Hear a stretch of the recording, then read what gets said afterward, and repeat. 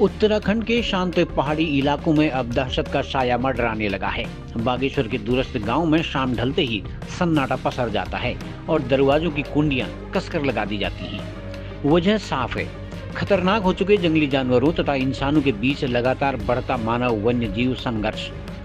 गत रात्रि छाती मनकोट में एक वृद्ध महिला पर गुलदार के जानलेवा हमले ने पूरे प्रदेश को झकझोर कर रख दिया है। बागेश्वर के ग्रामीण इलाकों में अब सिर्फ गुलदार ही नहीं बल्कि भालू, जंगली सुअर, बंदरों का आतंक लोगों की नियति बन चुका है। खेतों में हाड़ तोड़ मेहनत कर उगाई गई फसलें तबाह करने के साथ साथ अब ग्रामीणों पर भी हमला करना आम बात हो गई है। खेतों में जाना तो दूर की बात, अब तो घर की दहलीज से बाहर निकलना भी मुश्किल हो गया है। जनप्रतिनिधियों सहित सामाजिक संगठनों के लोगों ने बढ़ते जा रहे संघर्ष पर चिंता जाहिर की है। छाती मनकोट की इस घटना के बाद सवाल सरकार तथा वन विभाग पर उठ रहे हैं। आखिर कब तक बेगुनाह ग्रामीण इन जंगली जानवरों का शिकार बनते रहेंगे?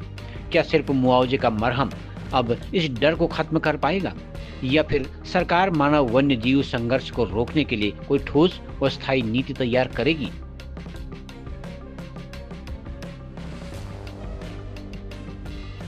सबसे पहले तो जो कल घटना हुई है हमारे जिला पंचायत क्षेत्र में, बहुत दुखद घटना हुई है।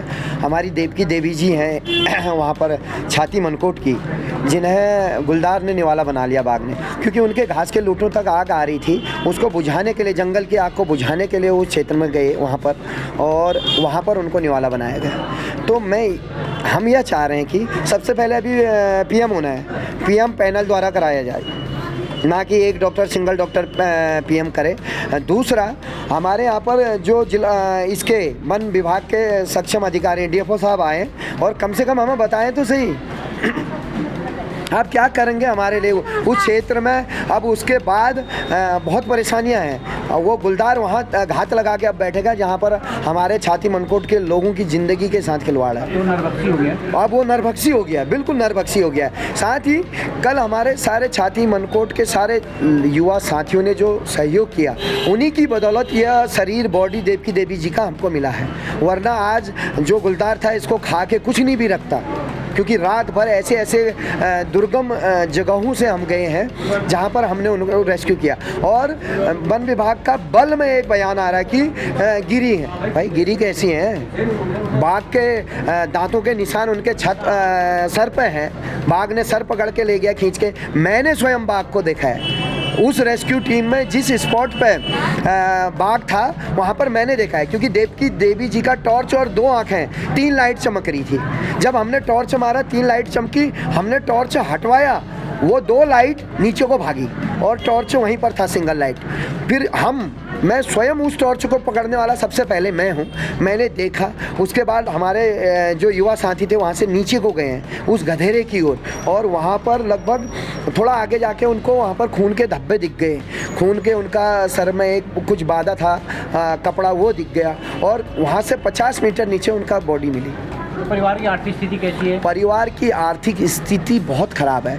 जो उनका बेटा दयाल है वो मानसिक रूप से परिपूर्ण मुझे तो नहीं लगा। वो बेचारा इतना सीधा है, वो कुछ भी कह रहे हैं घबरा जा रहा, रो रहा, क्योंकि उसकी ज़िंदगी यापन का एक साधन, जो सहारा था, उसकी माँ थी देवकी देवी जी। लेकिन आज वो बदहवास हुआ है। तो हम ये चाहते हैं कि सबसे पहले पैनल से पोस्टमार्टम हो, उसके बाद आपने हमारे क्षेत्र में आज तक कैमरे, क्योंकि हमारे वहाँ के प्रधान जी ने वहाँ कंप्लेन 1 महीने पहले कर रखी है, आपने कैमरे क्यों नहीं लगाए?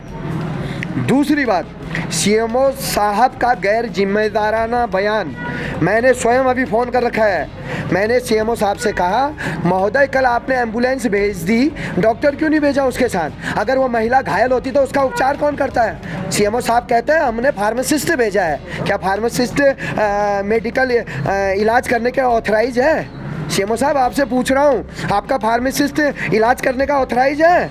आप कह रहे हैं मैंने फार्मासिस्ट भेज दिया। आपने डॉक्टर भेजना चाहिए था वहाँ पर, एम्बुलेंस तो भेज दी, डॉक्टर होना चाहिए था। तो ये दुखद घटना है। इसके लिए पूरे क्षेत्र में वन विभाग से कहेंगे, और जो ये जंगल आग लग रहे हैं, हमारे ग्रामीण लगा रहे हैं तो अरेस्ट कीजिए, लेकिन आपके कर्मचारी लगा रहे हैं तो सेवा समाप्ति कीजिए उनकी। मानव वन जीव संघर्ष का जो ये संघर्ष जो वन जीवियों और मानवों के बीच में है, ये वन विभाग की जो असंवेदनहीनता है पूर्व में भी कई बार उनको शिकायतें करी गई कि ये इससे पहले मोटरसाइकिल में जाते हुए लोगों को झपटा है। लगातार पूरे क्षेत्र में गुलदारों का आतंक है, लेकिन फिर भी कोई ठोस कदम न उठाना वन विभाग प्रशासन का कहीं ना कहीं एक दुर्भाग्य भी है हमारे बीच में। और सबसे ज़्यादा असंवेदनहीन तो उस फॉरेस्ट विभाग के आला अफसर हैं जो मृतका के पास अतिथि तक अपने अधीनस्थ कर्मचारी को भेजकर इतिश्री करने का काम किया है। मैं देख रहा था, वन विभाग के कर्मचारियों से मैंने पूछा कि आपके आला अधिकारी जो प्रभागी वन अधिकारी होते हैं वो कहाँ पर हैं। पिछली बार माणा दिगौली में भी एक बाघ का वन जीव का प्रकरण था जिसमें एक घर के बच्चे को काल का ग्रास बनाया था बाघ ने। उस समय भी उनने अपने एसडीओ को भेजकर इतिश्री करी थी। तो कहीं ना कहीं ये वन विभाग की भी असंवेदना दिखाती है कि किस तरीके से वह असंवेदनहीन है यहाँ के स्थानीय लोगों के प्रति। आज बंदरों का आतंक, जंगली सुअरों का आतंक, बाघों का आतंक, और रही बात अब बाहर से आए हुए जो बंदर और जो ये तेंदुए जिनको कहा गया जा रहा है, भालुओं का आतंक, आज कहीं ना कहीं पूरे क्षेत्र में दहशत है। पूरे उत्तराखंड में देवभूमि में मैं कहूँगा कि पता नहीं किसकी नज़र लगी, कहाँ से इतने वन्यजीव आ गए।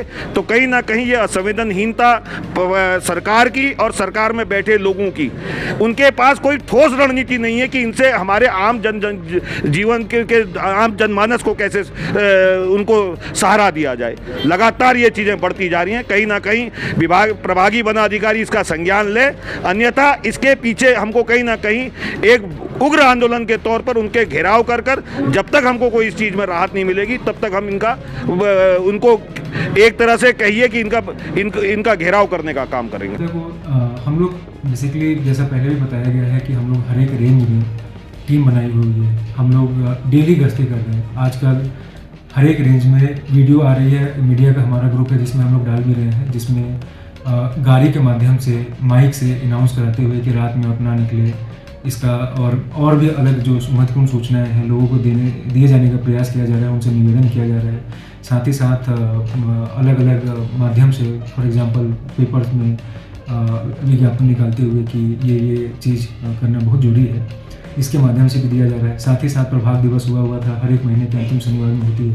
उस समय भी लोगों को हर एक 6 रेंज में और डिवीज़न में भी सब जगह हुआ था, और उस समय भी लोगों को बताया गया था। और विज्ञापनों के माध्यम से और अन्य माध्यमों से लोगों को बताया जा रहा है कि जिस भी ग्रामीण क्षेत्र में झाड़ी है वहाँ पे ग्राम प्रधान रेंज कार्यालय में संपर्क करके वहाँ से बुश कटर अलॉट करवा सकते हैं अपने ग्राम के लिए। और फिर एक बार जब झाड़ी कटान उनका हो जाएगा तो वो बुश कटर सही सलामत वापस कर सकता है। और जैसे ये जल्दी करके होगा उतने ज़्यादा गाँव में होगा। तो मैं फिर से आपके माध्यम से भी इसको सब जगह फैलाना चाहूँगा कि आप प्लीज़ अपने रेंज कार्यालय में संपर्क करें और वहाँ से बुश कटर अलॉट करवा के अपने गाँव का जहाँ पे ऐसा झाड़ी, जहाँ पे हॉटस्पॉट एरिया है, जहाँ से लगता है कि गुलदार आ रहा है, वहाँ पे आप उसको झाड़ी को कटवाने का प्लीज़ कष्ट करें। हमें ये सूचना कल 9 बजे रात में मिली, तभी हमने टीम मोबिलाइज़ करा। वहाँ टीम 30 मिनट के अंदर वहाँ पहुँच गई हुई थी। साथ ही साथ 3 अन्य रेंज से भी टीम आई हुई थी, गढ़के, बैजनाथ और यहाँ बागेश्वर की भी टीम है। हम लोग कल एक जगह और रेस्क्यू कर रहे थे, वहाँ पे भी रेस्क्यू हो गया था जब लेपर्ड कैट का, वो वहाँ पे एक जंगली बिल्ली थी, बेसिकली लेपर्ड नहीं था, लेपर्ड कैट, तो उसका रेस्क्यू करके फिर वो टीम वहाँ पहुँची। जब सब पहुँच गई थी तो एसडीओ भी थे वहाँ पे, और जैसे ही बॉडी मिलने की सूचना मिली उससे पहले मैं भी वहाँ पे था। तो हमारी सारी टीम मिलके सर्च जो ऑपरेशन है वो कर रही थी। जब बॉडी मिली तो प्रारंभिक तौर पे देखा गया कि सिर्फ सिर पे चोट लगा हुआ है, बाकी जगह नहीं था। लेकिन पर वो रात था तो कुछ भी स्पष्ट तरीके से बोलना वो सही नहीं होगा। तो इसीलिए हम लोग जब रात में ग्रामीणों से बात करके, वहाँ लोगों से बात करके जो सर्च ऑपरेशन में थे उनका धन्यवाद करते हुए कि कल जब पीएम का रिपोर्ट आ जाएगा तो उसमें सब चीज़ क्लैरिफाई होगा, तो उसके बाद जो प्रक्रिया है वो आगे बढ़ेगी। आज सुबह में इससे ये पीएम का प्रक्रिया स्टार्ट हुआ, मैं भी वहाँ गया हुआ था, डॉक्टर सिंह लोग से बात करा। वो लोग ऐसा संभावना जता रहे थे कि इसे स्कल को पकड़ के फेंक दिया होता है। यूजुअली जब गुलदार और ऐसा वाइल्ड लाइफ एनिमल जब कभी किसी पर हमला करता है तो वो गर्दन पे करता है और शरीर में कहीं ना कहीं उसका पंक्चर, कनाइन का पंक्चर या फिर कपड़ा फटा या छत विचत होता है। यह एक स्पेशल केस है जिसमें बताया जा रहा है डॉक्टर्स के द्वारा, अभी तक नहीं बताया गया, मैं इसकी पुष्टि नहीं कर सकता, लेकिन लोग अनुमान कर रहे हैं कि स्कल पकड़ के नीचे फेंक दिया गया है।